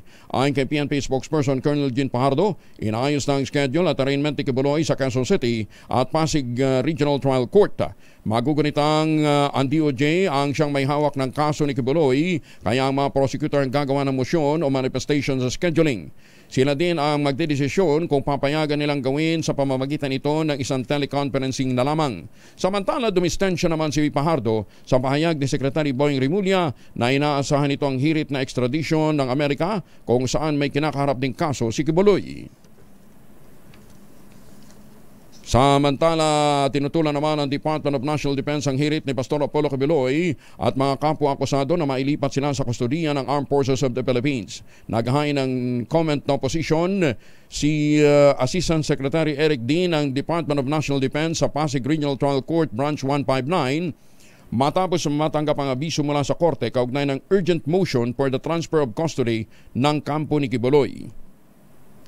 Ayon kay ASEC-D, tanging mga sundalo lamang at mga may kaso sa jurisdiksyon ng General Court Martial ang maaaring mapiit sa military detention facilities. Samantala, mananatili naman sa kustodiya ng PNP si Quiboloy batay sa naging desisyon ng Pasig Court. Ayon kay PNP spokesperson Colonel Jean Pajardo, naglabas na ng order ng korte sa Pasig na mananatili nga sina Quiboloy at 4 mga akusado sa Custodial Center sa Campo Crame. Nakapagpiyansa na si Quiboloy at ang 4 na kapwa-akusado sa kaso nito sa Quezon City RTC habang non-bailable naman ang kanilang kaso sa Pasig RTC. Bagong balita, bagong impormasyon, kasama si Kuya Angelo Palmones. Magandang umaga, Pilipinas!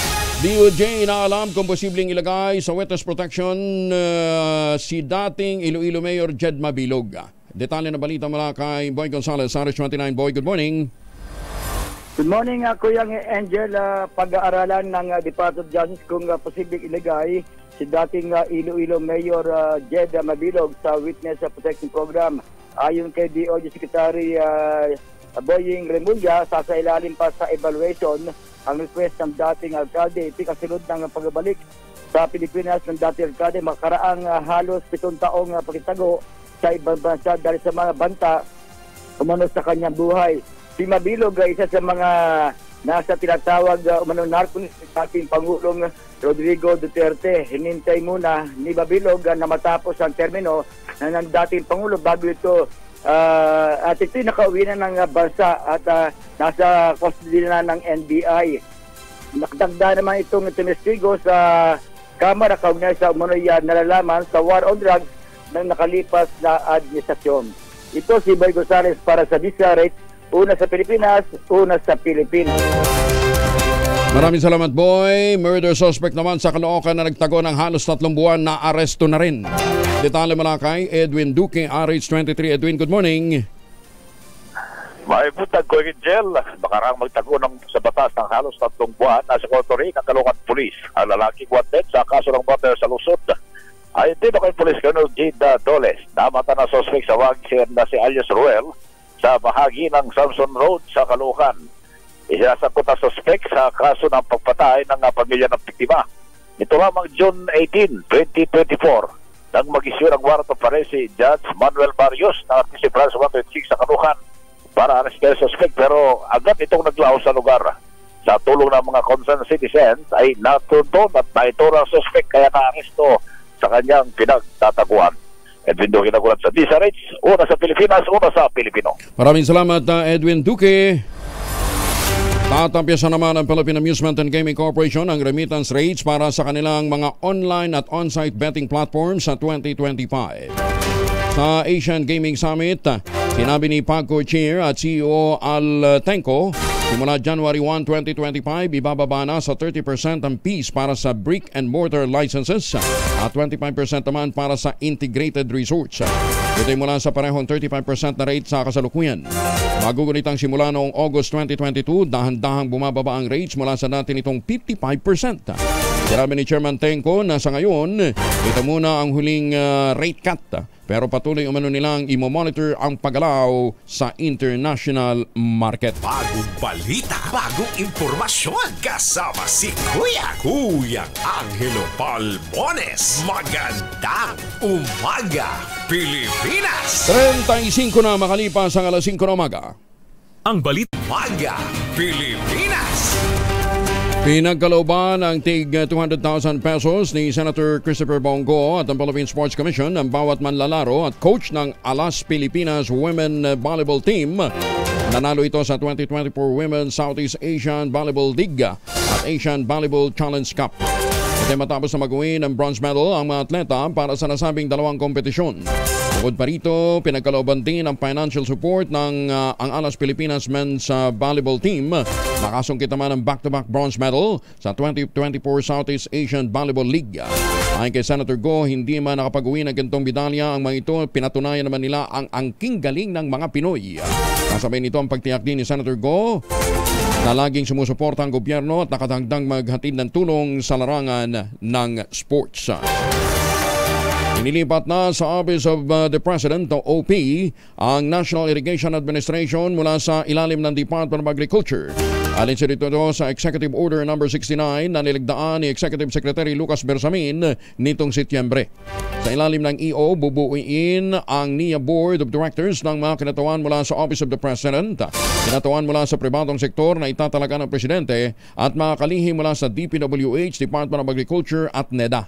Naniniwala naman si NIA Administrator Eduardo Eddie Guillen na mahalagang naturang hakbang upang higit na mapalakas pa ang misyon ng NIA sa pagpapabuti ng sistema ng irigasyon at tiyakin ang pangmatagalang pag-unlad ng agrikultura sa buong bansa. 41 na makalipas ang alas 5 na umaga, PNP tiniyak na may ibibigay ang reward sa mga informant na nagresulta ng pagkakahuli kay Pastor Kibuloy. Detalye ng balita mula kay Jel Parosa, RH52. Jel, good morning. Good morning, Kuya Angel. Tiniyak ng pambansang pulisya na maibibigay sa tipster ang 10 milyong pisong reward matapos mahuli si Pastor Apollo Kibuloy. Gayon din matatanggap umano ng mga informante ang tig 1 milyong piso para naman sa pagkakaaresto ng bawat isa sa 4 na kapwa-akusado ng religious leader. Ayon kay PNP spokesperson, Police Colonel Jean Fajardo, obvious ang rason ng pagkakakuha ng reward lalo't naging daan ito para makumpirma ang lokasyon ng mga pugante. Pero tumanggi nang magbigay ng kumpirmasyon si Fajardo kung makatatanggap nito o yung makatatanggap nito ay nasa loob din ng Kingdom of Jesus Christ compound. Una nang kinumpirma ni Interior Secretary Bernard Avalos sa isang ambush interview sa Camp Crame na may mga informanti sila mula mismo sa loob ng religious sect. Ahayaan umano ni Avalos ang nagbigay ng reward para kausapin ng direkta ang mga bagong milyonaryo. Ito sa Edniel Parrosa, nag-uulat para sa DZRH. Una sa Pilipinas, una sa Pilipino. Maraming salamat, Tigel. Samantala, mga sinanay sa tactical motor rider ng PNP itatapat naman sa mga kriminal sa Bulacan. Detalye na balita mula kay Grace Ansano, RH25. Grace, good morning. Good morning, Angel. Umabot sa 180 na PNP tactical motorcycles na riders ang sinanay sa buong lalawigan ng Bulacan at kahapon nga sa launching ng naturang proyekto sa Camp General Alejo Santos sa Malolos City. Ayon kay OIC PNP Provincial Director na si Colonel Satur Edjong, ang mga dedicated na mga rider forces ay tutugon sa mga nagaganap na mga kriminalidad. Ito ay sa 24 na bayan, kabilang nga ang 4 na lungsod sa Bulacan. Ayon naman kay Lieutenant Colonel Librado Manarang, ang kanilang S3 sa probinsya, armado ng mahaba at maikling baril ang mga pulis at nakapokus sila sa mga business establishment at mga convenience store, gas station, at mga jewelry shops. Gayon din ang mga karaniwang target sa mga matataong lugar. Ito'y para nga mabantayan at mabawasan yung mga sunod-sunod na naitalang insidente ng mga robbery at iba pang mga krimen sa bahagi nga ng Bulacan. Ito, si RH25, Grace Vera Sansano. Una sa Pilipinas, una sa Pilipino. Maraming salamat, Grace Sansano. 44 na makalipas ang alas 5 ng umaga. 47 na makalipas ang alas 5 ng umaga. O baka kayo din ho naghahanap na magandang investment opportunity pagkatapos paggising ho ninyo maganda pang sasalubong na view sa inyo, view ng nature. Subukan ho ninyo ang St. Monique Ballet, the most prestigious project ngayon dyan po sa Binangonan, Rizal. Meron ho silang newest model townhouse na Bianca. 2-story ho yung bahay na yan with balcony. At meron ho 2 hanggang 3 bedrooms. Kaya pwede ho ninyo ma-avail through Pag-ibig Financing. Less than 20,000 pesos monthly ang amortization. 30 years to pay. Kaya ano pang iniintay po ninyo? Pa rin ang pangarap na magkaroon ng sariling bahay sa presyong abot kaya, tawag na po sa 0917-719-7908. Ulitin natin, 0917-719-7908. Yung bang pagkagising mo ang ganda ng mood mo. Tapos ang sasalubong pa sa iyo, magandang simoy ng hangin at magandang tanawin. Aba, panalo para kang tumama sa mahiwagang tunog. Mahiwagang tunog. 2,000 ang nag-iintay na premyo sa ating mahiwagang tunog.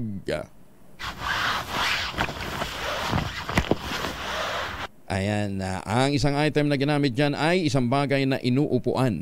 Ang inyo pong mga sagot, ipapadala po ninyo sa 0919-282-6485. 0919-282-6485. Sundin ang tamang format ng pagdetext. Empty space, name slash, address slash, contact number slash, at ang inyong sagot. Isang beses lamang po maaari mag-text sa ating text line gamit ang inyong mobile number. Sa mga sasali online, kinakailangan meron po kayong sharer badge. Klaro? Ayan 2,000 ang nag-iintay na premyo. Siyempre pagkatapos ho ninyong subukan ang lahat ng mga pupwede ho ninyong upuan dyan sa bahay nyo, papawisan kayo.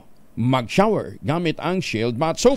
Magandang umaga, Pilipinas! Presyo daw po ng baboy sa Kabihasnan Public Market sa Paranaque bumaba ng 20 hanggang 30 pesos per kilo. Aba, bakit kaya? Alamin natin mula kay Giselle Ricaport, RH15. Giselle, good morning. Giselle. Angel, good morning. Kahit pa nagkababawi na yung benta dahil sa African Swine Fever, bumaba naman ng 20 pesos hanggang 30 pesos yung presyo ng baboy sa ilang pamilihan. Dito sa Kabihasnan Public Market sa Paranaque City, nasa 300 na lang yung kada kilo ng sige at sasim mula sa dating 330 pesos. Mababa rin sa 260 pesos ang kada kilo ng pata mula sa 300 pesos. 300 pesos naman yung pork chop mula sa 320 pesos kada kilo noon. At 320 pesos yung liempo mula sa dating 350 pesos. Mababa rin umano ang sabi ng mga tindera sa 250 pesos kada kilo yung kanilang hango ng baboy doon sa Las Piñas. Ayon sa mga nakapanayam nating vendor, kumpara noong kasagsagan ng ASF sa Batangas, bagyang lumakas yung kanilang kita pero hindi pa humahataw yung demand. Inaasahan daw nila na sa dulo pa ngayong buwan ng Setyembre tataas ang demand sa karne ng baboy, kaya asahan na rin tataas yung kanilang presyuhan para sa holiday season. Ito si Giselle Ricaport para sa DZRH mula sa Pilipinas, una sa Pilipino. Maraming salamat, Giselle. Sinaluduhan at kinilala din ng Senado ang Men's and Women's National Volleyball Team na Alas Pilipinas. Ayon kay Senator Amy Marcos, inaprobahan nila ang Senate Resolution number 145 bilang pagkilala sa tagumpay ng Men's National Team sa 2024 Men's Southeast Asian Volleyball League. Inadapt din ng Senado ang Senate Resolution 146 para naman sa nakamit na medalya ng mga kababaihan sa 2024 Asian Volleyball Confederation. Sabi ni Senator Amy Marcos, hindi lang karangalan ng bitbit ng Alas Pilipinas o Alas Pilipinas para sa bansa, kundi ang inspirasyon sa mga kabataan na naisumunod sa kanilang yapak. Pagpapakita rin niya ang matikas na performance ng mga ito sa hindi matatawaran dedikasyon ng mga malalaro, gayon din ang mga humuhulma sa kanilang kakayahan.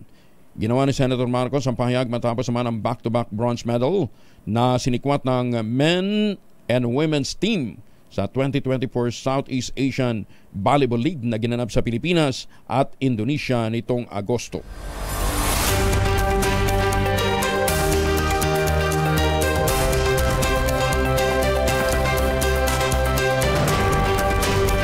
Lokong langaw yun. May pumasok. Warehouse sa QC na sinalakay ng NBI at DTI dahil sa illegal lead acid batteries. Ipinasara naman ng LGU ang mga lead acid batteries. Di ba ito yung ginagamit sa ano? Alamin nga muna natin kay Val Gonzales yung detalye na balita. RH5 Val. Kuya Angel, matapos masamsamang mahigit 20,000 unit ng uncertified lead acid batteries ay tuluyan nang ipinasara ng pamalang lungsod ng Quezon ng isang warehouse sa Barangay Manresa. Itong warehouse na sinalakay ng DTI Task Force Kalasag at National Bureau of Investigation kung saan nasamsamang mahigit 74 na milyong pisong halaga ng illegal na lead acid batteries. Kabilang sa mga nilabag ng may-ari ng bodega ay ang Republic Act 4109 o ang Bureau of Philippine Standard Executive Order 133 of 1987 at Republic Act 7934 at Consumer Act of the Philippines. Pagtitiyak ng lokal na pamahalaan ng Lungsod Quezon, handa itong makipagtulungan upang masiguro ang kaligtasan ng mga mamimili at patas na pagninegosyo sa Quezon City. Ako si Val Gonzales, DZRH, una sa Pilipinas, una sa Pilipino. Ano yun, imported, Val? Iba-iba, Kuya Angel Ang daming brand yung baterya ng sasakyan. Oo. Ito yung, di ba, yung hindi na charge yung para ginagamit sa mga electric vehicle? Ito ba yun? Yun, lead acid, Halo-halo, Kuya Angel. Meron din yung charge pa. Oo, iba-ibang mga brand yan. Pero hindi dumaan sa walang PS markings. Imported nga. Dami, Oo. Mga imported yan, Kuya Angel. Ito yung, Kuya Angel, yung pinakamalaking huli ng DTI ng ganyang mga produkto, itong lead batteries. Saan yan? Bukod pa yan, Kuya, Barangay Manresa, Quezon City, Kuya Angel. Barangay bukod Manresa. Dito sa Quezon City, bukod dito sa Quezon City, Kuya Angel, ay mayroon pang pagsalakay, naman ang hiwalay na pagsalakay ang NBI dito sa lungsod ng Maynila. Kaya't sa kabuuan, Kuya Angel, sa nakalipas na isang linggo, ay umabot sa 130 million pesos na halaga ng illegal na lead acid batteries ang nasamsam ng NBI at ng DTI, at ang pinakamalaki ay dito sa lungsod ng Quezon. Val Gonzales, back to you, Kuya Angel. Maraming salamat si Val Gonzales. Samantala, bumagsak naman ang 29% ng net inflow ng foreign direct investment sa bansa nitong Hunyo. Ayon sa Bangko Sentral ng Pilipinas, ito ay katumbas ng pagbaba ng $394 million mula sa $555 million sa kaparehong buwan noong nakarang taon. Ito rin ang pinakamababang level ng foreign direct investment sa loob ng 4 na taon o simula noong $314 million para sa April ng 2020 sa kasagsagan naman ng pandemya. Ayon sa Bangko Sentral, resulta ito ng bumababa ring net inflow sa lahat ng mga pangunahing FDI components. Kinumpirma ni Davao del Norte Governor Edwin Jubahib na isa siya sa namagitan para mapasuko si Pastor Apollo Kibuloy. Official Facebook page ni Governor Edwin, sinabi nitong kinontak siya ng Board of Directors ng Kingdom of Jesus Christ sa pangunguna ni Attorney Israelito Torion para makipagnegosasyon. Ayon kay Jubahib, noong una ay nag-aalangan siya lalo't napakainit na ng issue. Pero sa sumunod na tawag ng mga ito ay doon lamang siya nagdesisyon na lapitan si Lieutenant Colonel Jubilee Carmel Cabading, ang commander ng 60th Infantry Battalion ng Philippine Army, para magsilbing mediator. Dito na napagkasundo ang magkaroon ng negosasyon nagsimula noong August 30 pa. Umabot ng 7 beses bago mabuo ang tiwala sa pagitan ng kampo ni Kibuloy at ng mga sundalo. Noong Saturday, yun ang naging semi-final na ang usapan na talagang decided na dalahin ng QOGC Board of Directors with Attorney Torion si Pastor Kibuloy, and doon na napag-usapan. Sinabi pa ng gobernador na noong magkasundo na ang AFP at ang kampo ni Kibuloy, doon na siya dumistansya at ipinaubaya na sa kamay ng Intelligence Service of the Armed Forces of the Philippines. After doon, ako rin nag-decide na nandito na kayo sa almost final agreement na. So ayaw po nang sumali. Kayo na. Dahil ang usapan doon na ang KOGC, si Pastor Kibuloy, pagdating na doon sa kamay ng mga ISAP, at pag nandoon na, ma-secured na si Pastor Kibuloy. Kasi ang iniisip talaga ng mga board of directors is yung security ni Pastor, na hindi magalaw si Pastor, hindi masaktan o hindi naman Maganda umaga, Pilipinas! Ay, hindi na natin alam kung ano ba totoo talaga nangyari. Bahala na kayo. Basta sinasabi ho natin, nasa kamay na ng mga alagad ng batas ngayon si Pastor Apollo Kibuloy. Ito na lang, masigurado tayo dito.